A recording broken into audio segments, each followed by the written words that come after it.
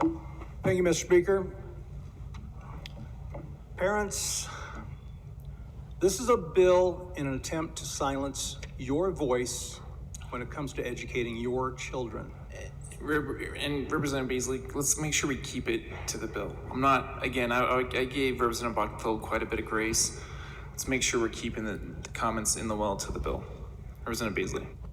We, in this body, House of Representatives, attempt to solve practical issues every day that we meet. Last year, we resolved a problem that counties face when it comes to grading roads without having to go check in with 811 Locate every year. We do a lot of practical things. This is not a practical bill that is seeking to solve a problem that plagues people, plagues the citizens, that bothers the parents.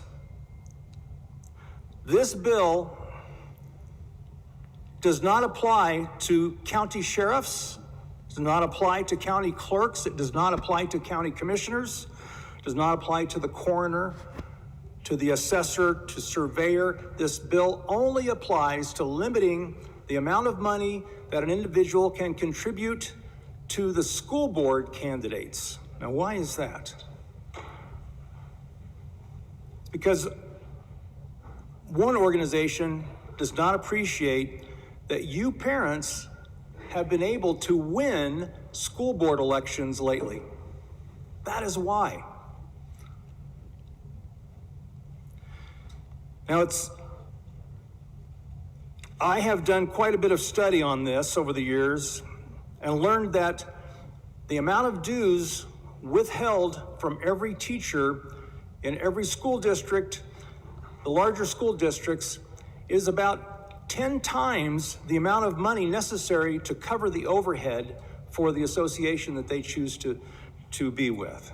10 times. It's an unfair tax on their checks.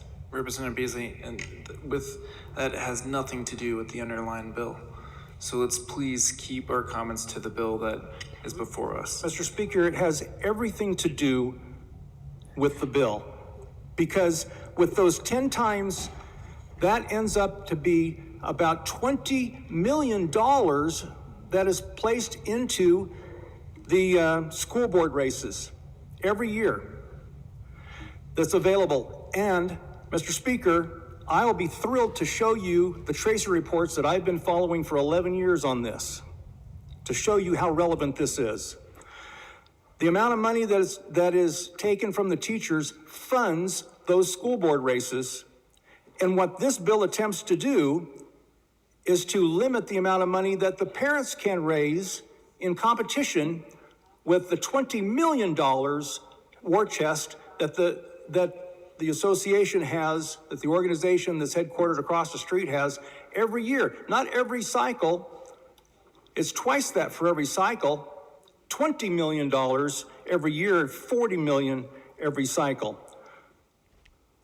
What this does is it limits the parents' ability to appeal to well-to-do people who are willing to step in to help them out when they are overwhelmed by a war chest like that. What has happened many times, and I have been very involved in this, is to appeal to people who respect the parents' wishes for how their children are taught and ask them for large sums of money to compete with that automatic war chest. $250,000 in some cases that some of these wealthy folks are willing to contribute. But that barely scratches the surface of the millions that we're up against. That's what this bill is attempting to do. It's not attempting to limit the amount of money contributed to any election, but this one election where the other side's been losing and it's bothering them a lot. Parents, this is an attack on your voice.